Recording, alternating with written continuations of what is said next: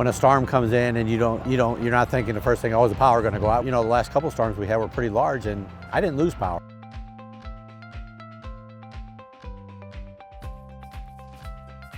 So today, we're here on the city limits between Kirkwood and Webster Groves. We're going to watch the installation of a composite pole. It's going to be one of 19 composite poles.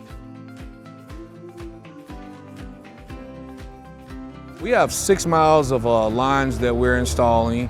Also some smart switches, which will basically reduce outages from hours to minutes, sometimes seconds.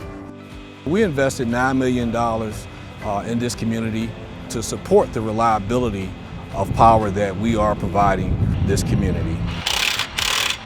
These are critical projects because we work with areas with older infrastructure, with lots of big mature trees, and so the degree that anything can help reliability helps our residents.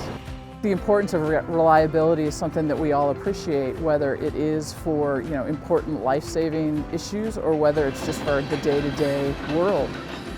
Through Ameren Missouri's efforts with the Smart Energy Plan, we are creating an electric grid that is more resilient and reliable for every resident of the Show Me State.